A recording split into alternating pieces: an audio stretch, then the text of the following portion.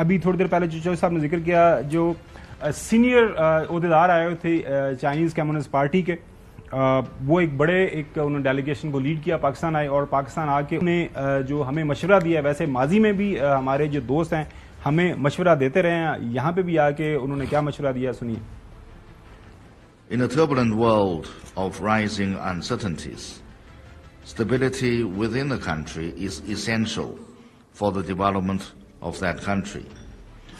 Faced with complex internal and external challenges, Pakistan is navigating carefully through turbulent rivers and treacherous shoals. Only when all political parties in the country join hands to ensure political and social stability can there be sustainable development.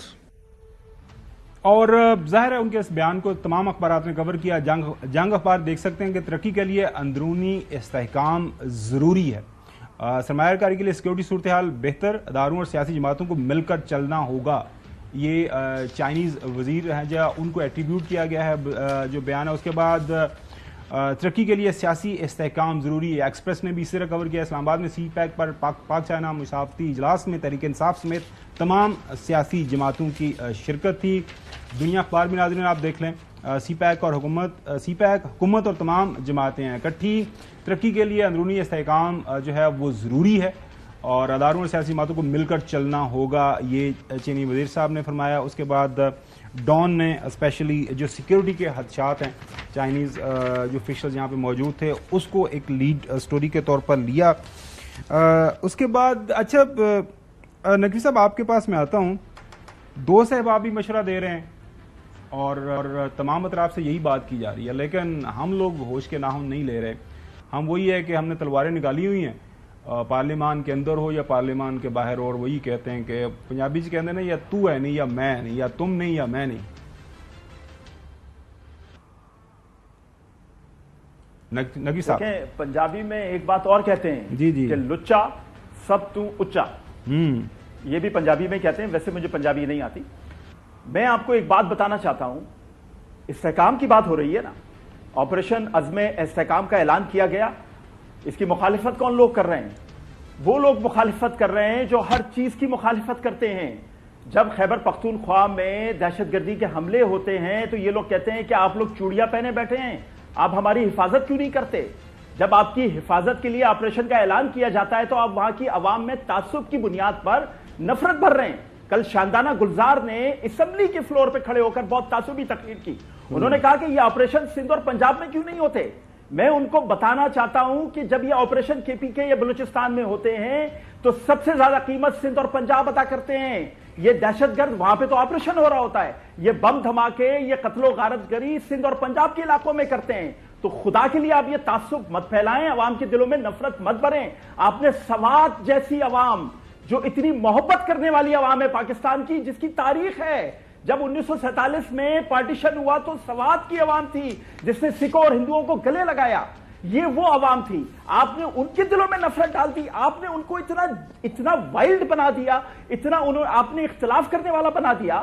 اس عید پر سوات میں 3 لاکھ سے زیادہ سیاح آئے تھے، آپ کو پتا ہے 3 لاکھ سیاح کا مطلب ہے کم از کم 30 کروڑ روپے کا بزنس۔ یہ 30 کروڑ روپے سوات کی عوام کے ہیں، سوات کی عوام کے بچوں کے ہیں، اور اگر یہ سب کچھ چلتا رہی تو یہ 30 کروڑ 30 ارب بن جائیں گے، یہ ان کے بچوں پہ لگے گا پیسہ، ان کا مستقبل بہتر ہوگا۔ یہ سوات کی عوام کو سوچنا ہے کہ کون ان کے دلوں میں نفرت بھر رہا ہے، ان کے بچوں کے مستقبل سے کھیل رہا ہے۔ اگر آپ ان کے بچوں کے مستقبل سے کھیلیں گے تو یہ ملک نہیں بچے گا، تباہ ہو جائے گا۔ آپ اس سازش کو، اس سیاست کو، آپ اس اللہ خیر کرے، اللہ خیر کرے، ختم کر دیں۔ اچھا ناظرین، اب یہ ہے کہ جو یہ معاملہ ہے یہ جو آپریشن والا، اس کے اوپر ایپیکس کمیٹی کا ناظرین آپ کو پتہ اجلاس ہوا۔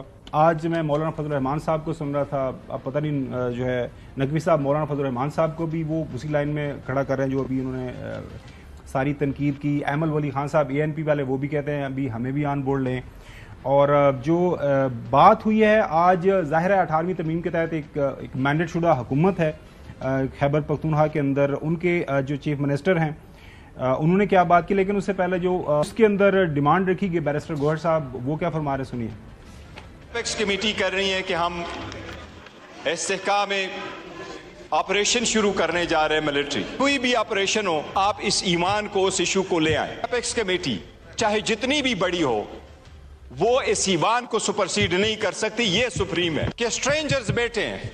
इन रिजर्वेशंस के बावजूद हम चाहते हैं कि ईमान की बालादस्ती कायम हो और जो फैसला हो वो ईमान के कंसेंसस और मशवरे के साथ हो। इसलिए हम मुतालबा करते हैं, पॉइंट ऑफ ऑर्डर रखा है कि वफाकी हुकूमत जो रोज आती है, जिसने किसी भी पॉइंट पे भी इस पार्लियामान को इत्मीनान में नहीं लिया। उसके बाद नाज़रीन, हुकूमती वज़रा का ये कहना था कि जनाब आला चूँकि वज़ीर आला खैबर पख्तूनख्वा मौजूद है एपेक्स कमेटी के अंदर और वहाँ पे तमाम फैसले हुए, उन्होंने कोई आवाज़ नहीं उठाई, तो फिर ऐसे खाम में ये तनकीद कर रहे हैं। लेकिन आज जब मुलाकात हुई गंडापुर साहब की अपने लीडर के साथ अडयाला के अंदर, तो बाहर आया, उन्होंने क्या फरमाया, सुनिए। उस दिन जो हमारी एपेक्स कमेटी की जो मीटिंग हुई जिसमें नेशनल प्लान पे बात हुई, तो उसमें एक पॉलिसी बताई गई।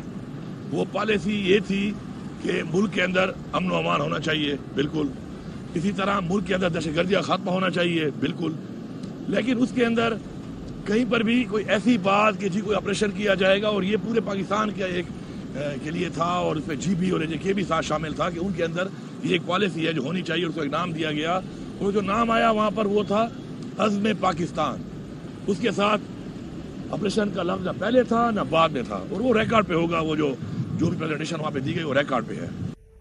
नाज़रीन, माजी में भी जो एक आध ऑपरेशन हुए थे खासतौर पर ट्राइबल एरियाज़ के अंदर, वो मुझे याद है, अच्छी तरह हमने कवर भी किया था कि एक इन कैमरा सेशन पार्लियामान का बुलाया गया था, वहाँ पे सारी तजावीज़ रखी गई थी। गंडापुर साहब क्या फरमा रहे हैं कि ज़ाहिर है अगर है कंसेंसस है तो पाकिस्तान के अंदर कोई ऐसा शख्स मौजूद नहीं है कि जो खुदा न खासा पाकिस्तान के अंदर दहशतगर्दी को वेलकम करता है, या जिनका सूबा है वो चाहेंगे वहाँ पे अदम इस्तेहकाम पैदा हो और उनकी जो है वो नेक नामी खराब हो। क्यों ऐसा चाहेंगे? उसने क्या फरमा रहे हैं?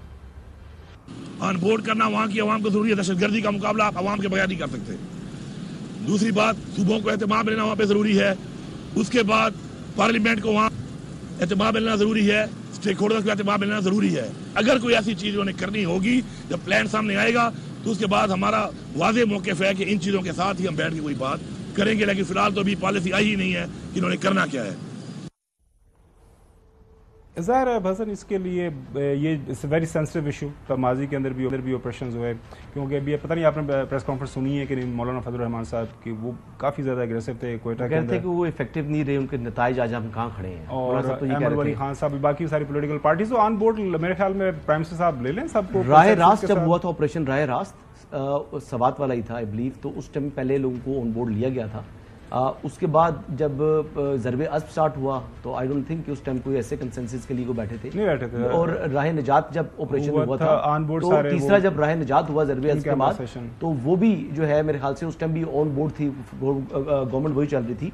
अभी जो ऑपरेशन अज़्म इस्तेहकाम है, देखिए ये बड़ा ज़रूरी हो चुका है, क्योंकि आज मौलाना फजल रहमान की ये बात तो आपने सुनी, लेकिन मौलाना साहब ये भी कह रहे थे कि KPK के अंदर मगरिब के बाद पुलिस गैर फ़ाल हो जाती है। उन्होंने कहा कि जी लॉ एंड ऑर्डर की सिचुएशन बड़ी ख़राब है। तो ये आपको मालूम है कि TTP ने अपनी जो है थोड़ी दोबारा फिर रूट्स बना ली हैं, तो हमारे जो फौजी जवान हैं या हमारे जो ऑफिसर्स हैं, वो रोज़ अपनी जानों की जो है वो नजराना पेश कर रहे हैं। वो इनको भी जो है वो जो काफिर करदार तक पहुँचा रहे हैं, इनके साथ भरपूर लड़ाई भी हो रही है, वो तमाम हो रहे हैं। लेकिन एक फुल फ्लैज ऑपरेशन रिक्वायरमेंट है इस वक्त हमारी, अदरवाइज हमारी जो सिक्योरिटी है वो कॉम्प्रोमाइज हो रही है।